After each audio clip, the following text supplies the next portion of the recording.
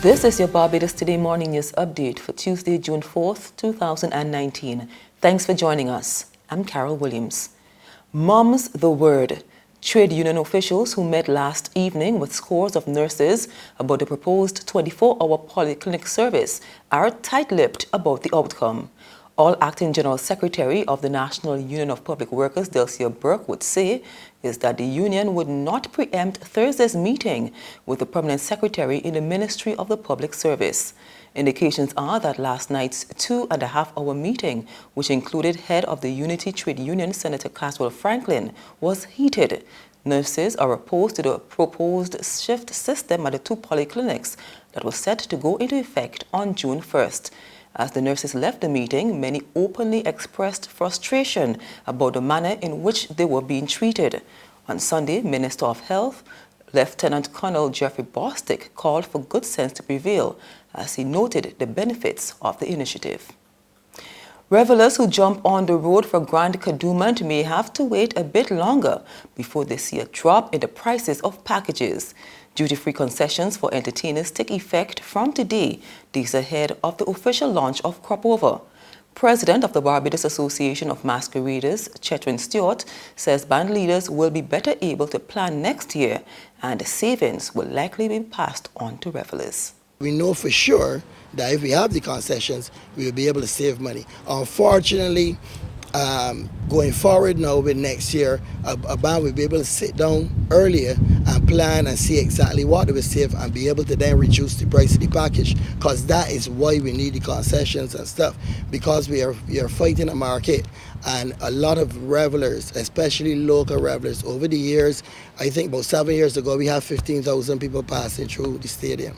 Last year we only had 3,800 or something like that, which is ridiculous. We've been saying that every year, that the locals are not coming out for Grand Kadooment. And there are a number of reasons for that, even outside of the price of the package, right? But that's what we need to do. And finally, I think we have a Prime Minister now who is behind us. I can actually say that in terms of culture and stuff like that. And with her 2020 vision, with patrons coming home for that, I think that is going to help a lot of bands, be able to come out, right? And if we have these concessions, we could get out there and price early, reduce the price of the package, and compete with the markets. Association members met last night with Minister of Culture John King to discuss a range of issues. Stewart says they also remain concerned about unauthorized people jumping in bands. He's hoping the police and defense force will come out to assist. The 1 year that they actually put the police and defense force on the road, we have very few issues. Because the other thing, a lot of the people we cater to are from overseas. And when they come, we don't want them to experience, revelers just born in the band and harassing them and stuff like that. And I always hear people say, oh, well, get security. But security is expensive. And security, security is still not respected by certain people. So it would be good if we have in full force, the defense force and the police out there. The Barbados National Trust plans to keep a close watch on the government's plan to allow for hotel development on the stretch of coast from Savannah Hotel in Hastings, Christchurch to Black Rock, St. Michael, stating that the plan will lead to a revival of a major aspect of Bridgetown's history.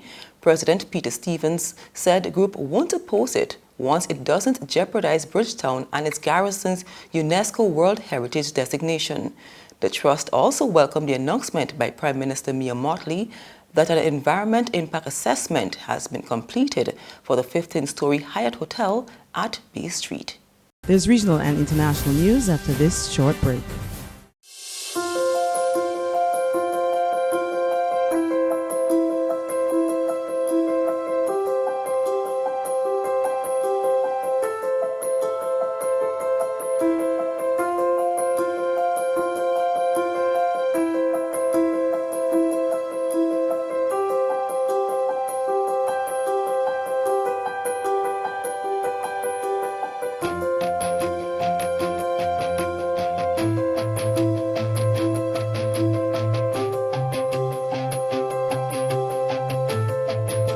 Barbados Today, news you can trust. In St. Lucia, police are cautioning residents against taking the law into their own hands. This as a video of a young man who's accused of beating a young woman was in turn beaten by her friends and family. HGS News Force reports on the incident. The young man at the receiving end of this beating is accused himself of beating a girl.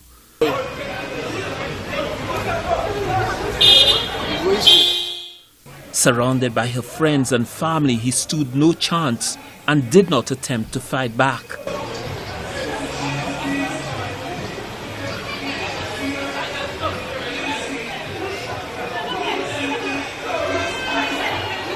Following the first round of blows, this adult male tried to intervene, fearing the matter could get out of control. But he was soon overwhelmed, particularly when the girl's mother stepped in. Egged on, one man launched at the accused. He was kicked a few times, then taken down. This is when the situation moved from bad to worse. He was pinned down in a clench on the pavement, punched and kicked.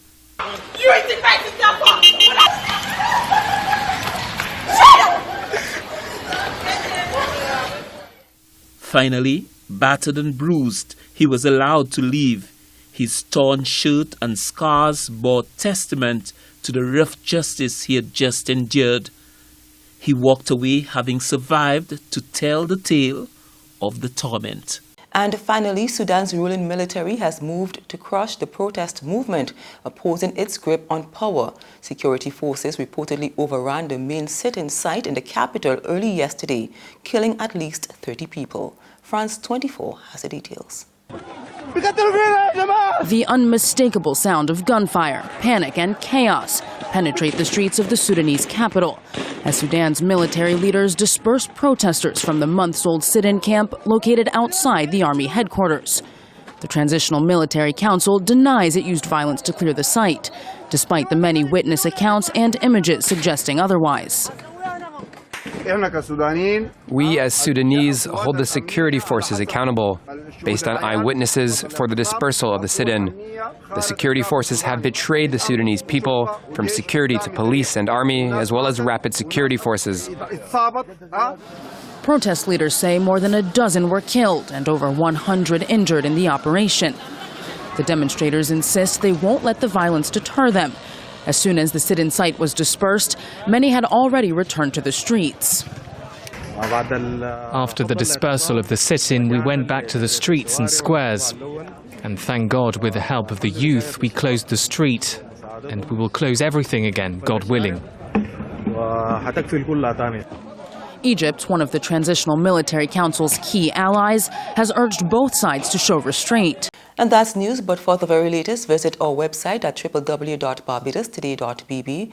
You can also subscribe to our e-paper, email updates, or like us on Facebook. And sign up for our breaking news alerts via WhatsApp. We're also on Izumi Media in bus terminals, as well as screenplay at supermarkets and gas stations near you. You can also hear us on Mix 96.9 FM and Capital Media HD 99.3 FM. I'm Carol Williams. Have a good day.